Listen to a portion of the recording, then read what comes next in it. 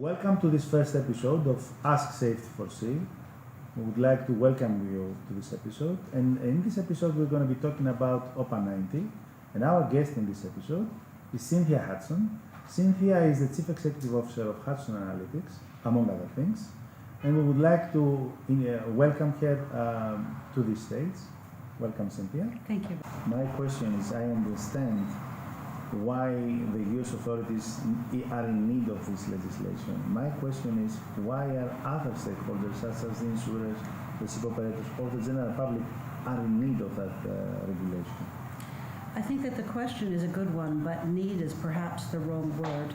The stakeholders that are involved, aside from the general public, have a need to understand that the vessel owner, in fact, is exercising preparedness, controlling his actions, and making his actions consistent with regard to prevention of oil pollution and to responsible for oil pollution. This also generates control of costs. Okay. I would like then to ask, do you think that the legislation is being effectively implemented? Do we need any amendments or changes towards, let's say, improvement with respect to implementation? Or to put it in another sense, do you think that the regime is effective with respect to implementation, or should we need something to be changed in order to improve the implementation? There, of course, are required improvements that would be very helpful. However, the overall... Towards what end you would like to see these improvements? I mean, if you would like to change, to rephrase the question, 2 or 3 things, what would it be, for you? The first thing is that vessel owners themselves need to have a consciousness that reporting is absolutely urgent. The Coast Guard requires a very quick response be mounted.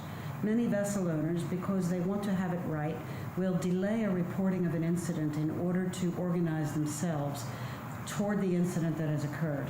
This is a mistake, and it's a very difficult thing to communicate to the vessel owners. Over years and years, we have seen many examples of delayed reporting.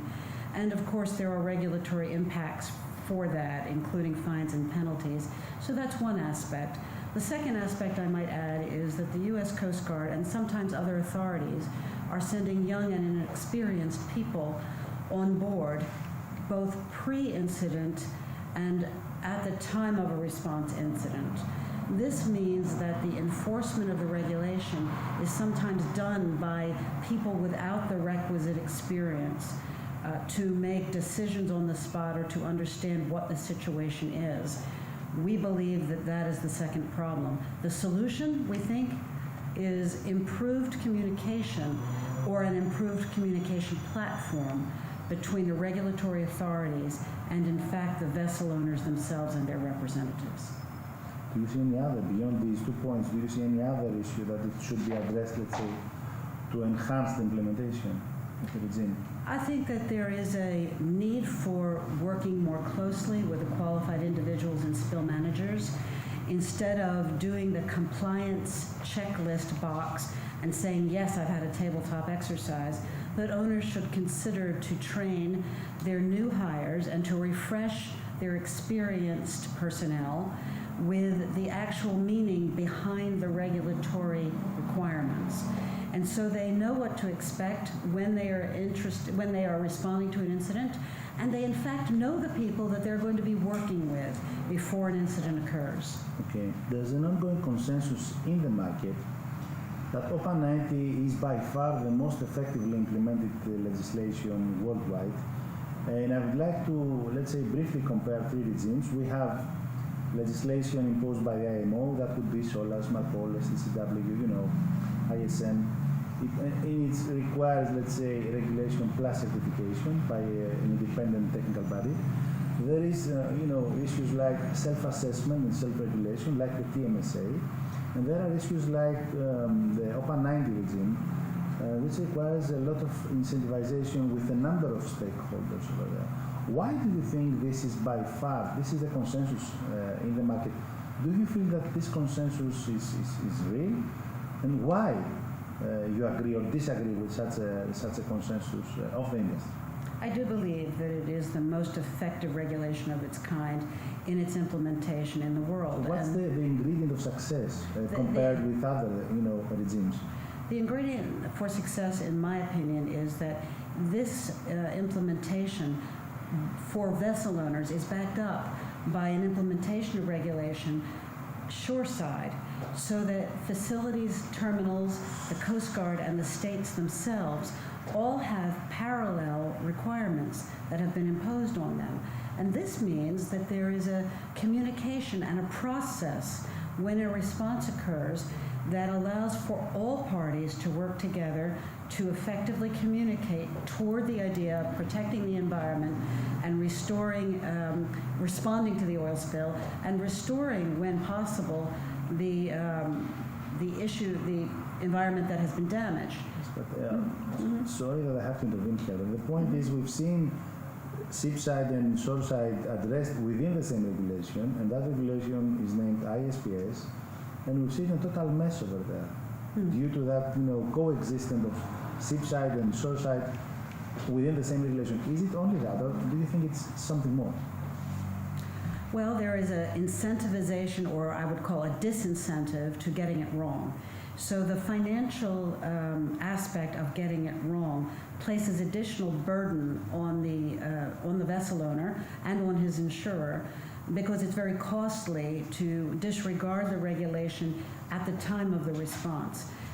But I have to say also that the ISPS code does not require the use of the unified command system. Yeah, absolutely. And the unified command system is another differentiator. I'm not trying to, make a, let's say, similarization between these two regulations. I'm just saying we've seen ship and shoreside, and it doesn't work per se.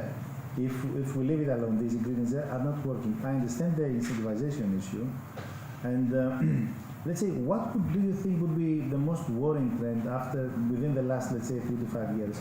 The Macondo oil spill, the Mississippi Canyon Block 252 case, the incident, what we call Deepwater Horizon, was back in 2012, if I can recall correctly. So it's 6 years since then.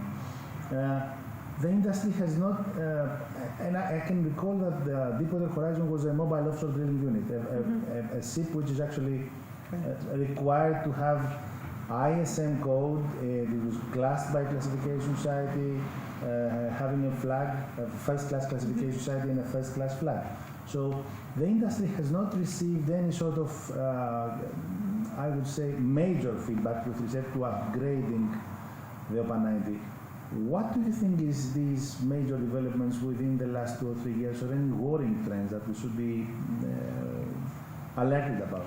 Two different questions. One is major developments. I believe that the Macondo incident, Deepwater Horizon, has spurred the research and development for technology in the response to an understanding of oil pollution. For example, you could point to the seriousness of the introduction of drones as a potential tool for use on response. And it's already common, but we have only begun to explore how they can be used in an appropriate way to enhance response capabilities.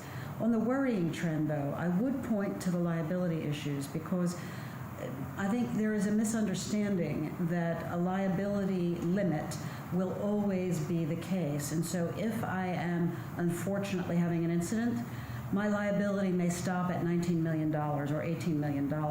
What is not usually discussed is how the limits of liability are broken. The breaking of the limit of liability can occur in a number of different ways.